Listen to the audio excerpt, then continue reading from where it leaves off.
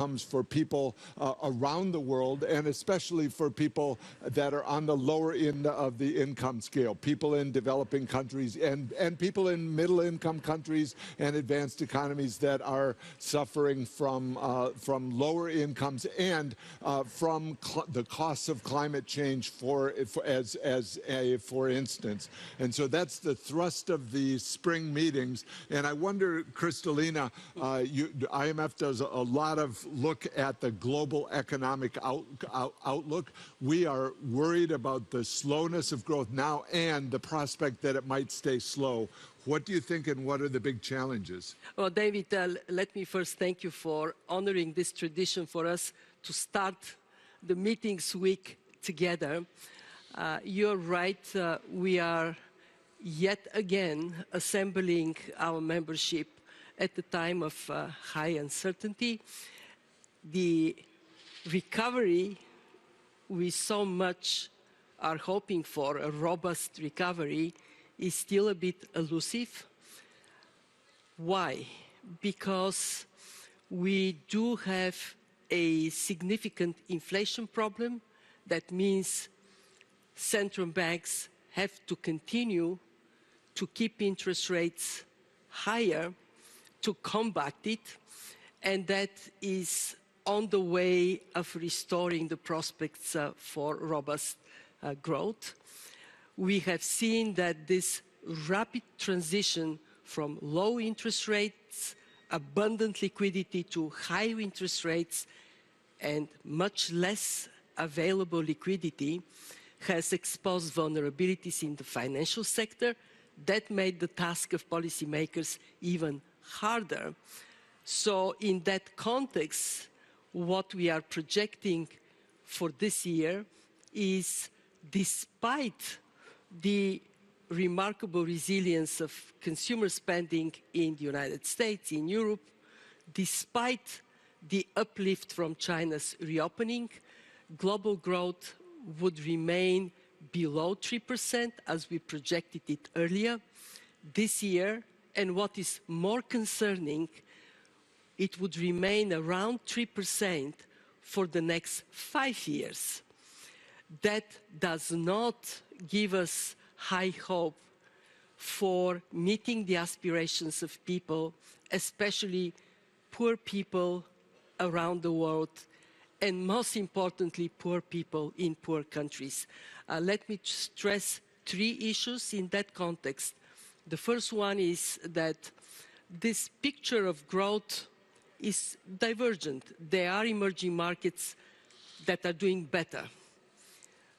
But for frontier markets, for the poor countries, the future is not so bright. And in terms of income per capita growth, poor countries would remain below income per capita growth in middle-income countries. Dangerous divergence. 2, we have been wrestling with one crisis after another, one shock after another. And that has pushed on the back burden the longer-term agenda of structural reforms that are paramount to uplift productivity. And with productivity remaining low, the prospects for growth are low.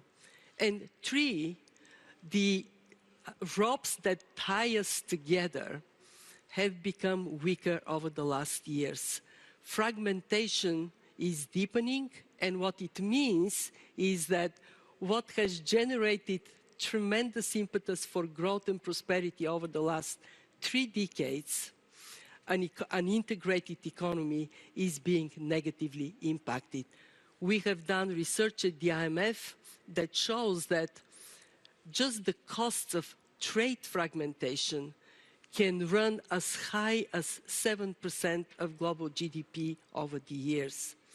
So these meetings are an opportunity for us not only to talk about the immediate priorities of restoring price stability and safeguarding financial stability, but also about the longer-term prospects of growth and how prosperity can be an achievable objective for the lower income countries. Which takes me to you. How do you see that? Exactly right. And as we look at it, the elements of growth into the future, it's important that there be more investment in small businesses, in new businesses, and that means a flow of capital. And a worry that we have for developing countries is the capital inflow. The capital flow right now is out of developing countries. So for many of the developing countries, it looks like they're in a phase of decapitalization rather than recapitalization. That goes with your point that instead of having convergence, meaning people with lower incomes growing faster than people with higher incomes. So convergence toward a higher level, that's not happening right now. It's actually a divergence, and that's gravely concerning. That means inequality, that means fragility for countries, and we see more countries falling into fragility. One of the concerns with the with high prices now, high prices are being applied to food and fertilizer, and a concern for the poorest around the world is the farmers are not able to plant, or and if they don't get fertilizer, often they won't plant for the crop cycle because they know that their yields will be too low. And so an urgent need, and we've worked on this over the last 6 months, but it's still has room to come together, is that the fertilizer resources go to the people that can pay the most, and that means those farmers are providing the global crop supplies. And so that's a challenge. Right now, for example, wheat supplies globally are at a low level. China has substantial stockpiles, but most of the other countries have drawn down their stockpiles, and so that points to a period of strain on global food supplies. I wanted to pick up on your point about the trade fragmentation. So as we think about that, trade is vital to productivity within the world. People swapping goods in their village, within their country, and across borders is a way to add value, to create more productivity. And to the extent that that breaks down into regional blocks or protectionist blocks, that's a concern. And right now, that's the direction of travel for the world. As it looks to stop the globalization and to reverse it, the risk is that it will come out with unproductive structures, and that also will weigh on world growth. And I guess I'll finish on your opening point that just the move from very low interest rates, I think artificially low interest rates, and the capital allocation that went with it, meaning investors all over the world were making decisions based on the idea that it was 0% interest rates for a long period of time, low for long, and that misallocated the capital. So to bring that back to productive uses is really hard. If you say, well, we're going to keep the interest rates at current levels or go to a more normal levels of interest rates, that means losses for banks that had a duration mismatch, as we saw with Silicon Valley Bank. And so there's losses being allocated by the world system now, but we should keep in mind, if you just lower the interest rates back down, it won't solve the problem. What that means is that people will suffer from inflation. The dollar weakens, the inflation rate goes back up, and that hurts the poor the most. So I think there has to be a goal of finding a low inflation environment and dollar stability for the future. Very much agree with that. Central banks do have a preoccupation to bring inflation down. And it is paramount, because without price stability, there is no sound foundation for investments and for growth. Their job has become more complicated because of the exposure of vulnerabilities in the financial sector. That means attention has to be paid to financial stability. Fortunately, they have different tools they can apply to deal with these two different problems. They can fight inflation by keeping interest rates higher for longer, and they can provide targeted liquidity should there be a need to bring down risks to financial stability. What we have seen is a remarkable, rapid and effective intervention by policymakers, primarily central banks, but not only. Financial authorities, supervisory authorities, regulatory authorities. Once there was a problem exposed, they acted swiftly. And this is very different to what happened during the global financial crisis. So there is something to celebrate. We learned a lesson, we act on it. However, when we look into the future, the problem that you outlined, allocation of capital, it has to be recognized that without the confidence that productivity is going to go up, how does it go up? It goes up when there is effective investment in education, skills development, adaptability to changing labor market needs. It gets up when there is effective investment in research and innovation, and it goes into private sector performance. It doesn't stay locked into monopolies that only have access to these new discoveries. And productivity goes up when division of labor that trade provides is effectively energized. I do hope that as we have these meetings to talk about the immediate pressing priorities of price stability, financial stability, we will pay more attention to how the world can go into a higher growth path. I apologize. This is vital to the world. Getting the growth rate higher is important for people's jobs. It's important also for the migration patterns of countries. You know, if we're in a world where people have to migrate to other countries in order to have access to capital, that is a challenge. And they're being pushed by climate change. They're being pushed by their own countries having domestic debt problems. And so that pressure is substantial. So I think there's an urgency to the policy changes. Now, I want to inquire on one specific area. As the central banks raise interest rates, they've described it as a goal of reducing demand within the economy. I think there really has to be much more awareness that the long-term solution is through much greater supply, and that means short-term financing for small businesses, for medium-sized businesses.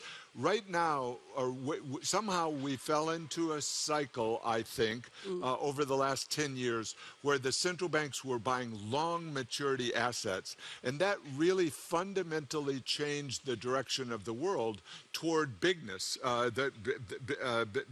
Governments can issue 10-year bonds. Small businesses don't issue 10-year bonds. And so one of the things I hope we could do is really have a clear view. How do you get back to a world where short-term financing is available to businesses? We're not there. I very much agree with this, David. It matters to everyone. It matters a lot to emerging markets and developing economies. We know that in emerging markets and developing economies, if the small and medium-sized enterprises are suffocated, there is simply no way to generate the jobs a growing population demands from in these countries. So that question of how we think about financing, accessibility to finance for everyone, especially for women-led business, is something that the World Bank has researched for quite some time. This is again on the list of issues that got pushed down because of this shock upon shock upon shock. And I want to say we cannot finish this conversation without recognizing that one of these shocks, the senseless war in Ukraine, can go away by just a decision taken by the country that invaded Ukraine to stop the war. Why that matters? Why that matters what we are discussing here? Because one, this war has distracted the world's attention from many other pressing problems. This war not only kills people, it is pushing up food prices, you talked about it, and it is creating more geopolitical tensions, pushing down the ability of the world to work as one. So I want to recognize there is a problem there that these meetings cannot resolve, but it would help tremendously with the agenda we are discussing if it gets resolved. It would, and the horror of the war is ever present. And as you know, it's the world's gone from the COVID pandemic to now this also horrible development and outcome, and lasting longer and longer than people had hoped. We've been involved, as you know, in helping channel world resources to the civilian sector of Ukraine as a maintenance operation, and we're also looking at the recovery side of the Ukrainian economy.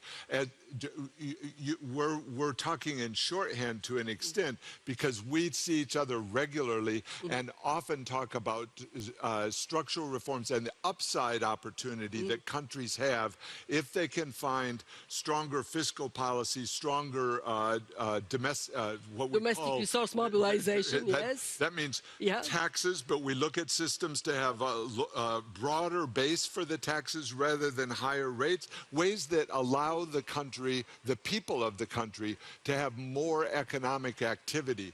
And so that's the daily chores of World Bank and IMF of how do we interact with Ethiopia, with Egypt, with Nigeria, with South Africa, countries that are looking for a direction, with Turkey, with I didn't mean to mention just a few, with 100 countries around the world. How do we work together really to find a path for the country that has better growth on the other side?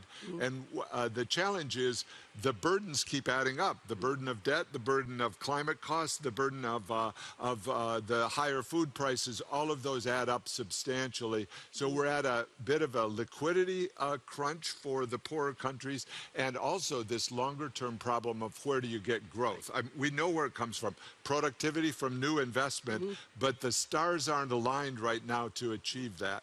Well, this is why it is good that twice a year we can all get together and then concentrate on what we can do by better coordination of our members and, of course, of our institutions. I want to bring an element of positivism in this discussion. Yes, it is a very difficult time, but if we look back in what we have achieved over the last 3 years, 3.5 years, it is a lot, David. One, we have managed to come together very early when the COVID hit, and collectively, the members themselves taking the appropriate policy actions and our institutions financing those that had no access to other sources of financing. That managed to bring the impact of COVID economically much further down than it would have been otherwise. I remember our first assessment of the risks of the COVID crisis was 10% contraction of the world economy. Didn't happen. 3.1 is not nothing, but it is far from 10% contraction. I remember you and I discussing how we can coordinate actions on financial terms, how we go together. Our very first loan was to Kyrgyzstan, Kyrgyz Republic, 1 week after WHO announced the COVID pandemic. Since then, we have financed 96 countries. Never in the history of the IMF we have done so much for so many, and we have done that together with you. We have recognized debt as a problem. I want to give you the credit for being such a strong voice, including your latest blog, on behalf of countries that find themselves crushed by the burden of debt.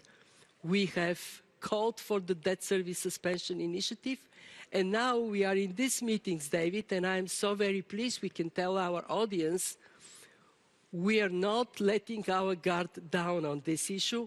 We are going to have the Global Sovereign Debt Roundtable, bringing for the first time all creditors, traditional, new, public, private, with the debt countries and with us, the key institutions, so we can sit around the table and find solutions to what otherwise can be devastating for countries.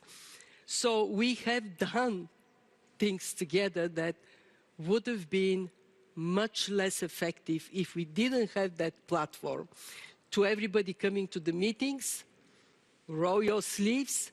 Let's continue in that spirit of getting things done. And since this is the last time I have this pleasure of sitting with you at the start of the meetings, David, what is your hope for the future?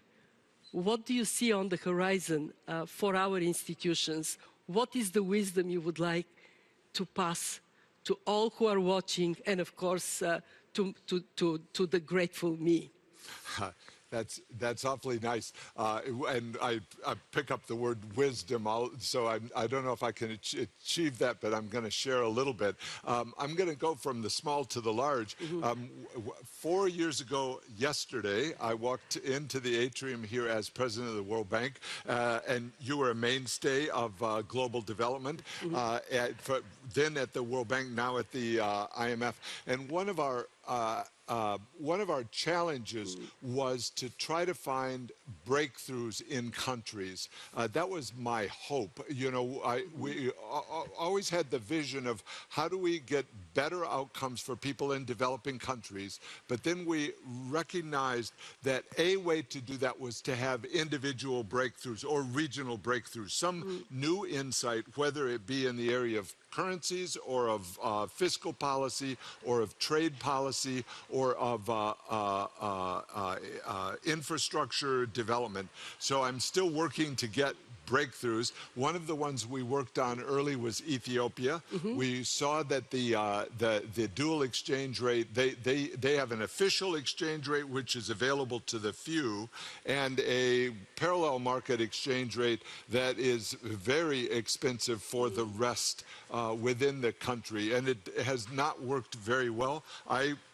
I went to Ethiopia early on in May of 2019. You went, I think, in August of 2019, and we will again be tackling that in the Debt Roundtable and in our meetings this week to see if there can be a breakthrough, because the number of people's lives that are at stake is huge. I don't know, I didn't look up, but Ethiopia may have 120 million people. It's a large number and growing, and so creating a better future for them is both a macro challenge and then a micro challenge. Letting more imports and exports flow in and out through better systems is going to be vital for their growth and getting their living standards higher.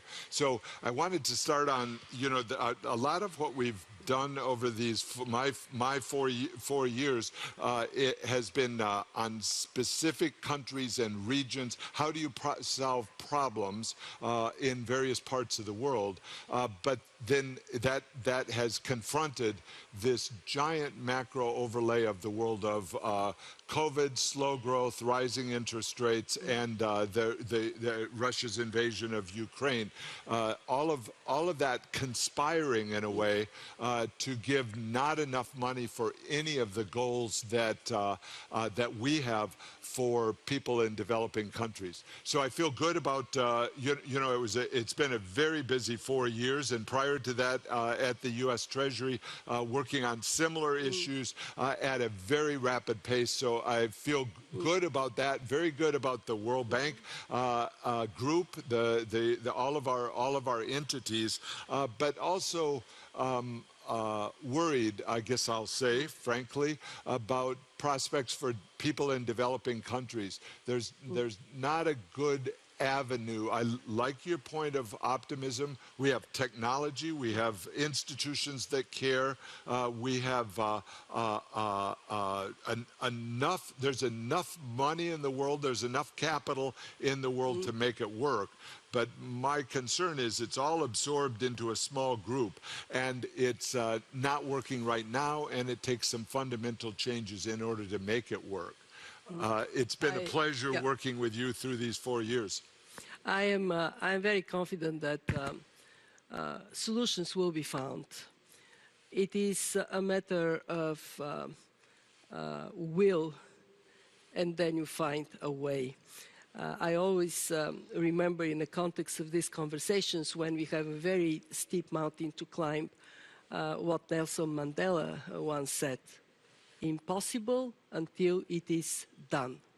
And I really look forward to engaging with our membership during this week, David, engaging with you, with our partners at the World Bank.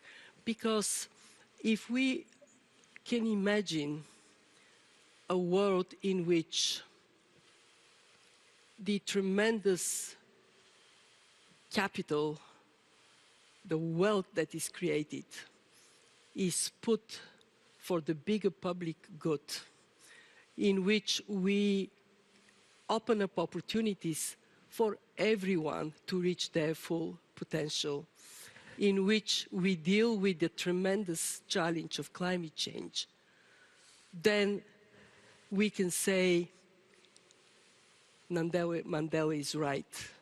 All of these things that we discussed that are so difficult, impossible until they are done. The great theme for our challenging week ahead. We each have 15 hard meetings. I don't know, you may have 25 hard meetings ahead this week, but with a clear goal.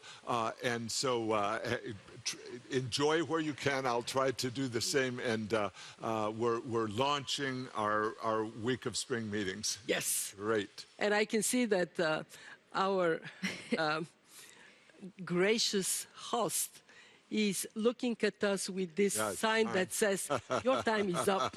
Thank you for that fantastic conversation. Thank you, President Malpass, MD Georgieva. You have indeed provided us with some insightful context on the major issues that will be on your plate this week. And with that, we come to the end of this event, but there is more to come. You can watch this replay as well as other events throughout the week on live.worldbank.org/Spring Meetings 2023. We hope you've enjoyed hearing from our distinguished guests today, but please continue your comments online with the hashtag #ReshapingDevelopment. We would love to hear from you. I'm Noriana Fernando, and thank you for joining us.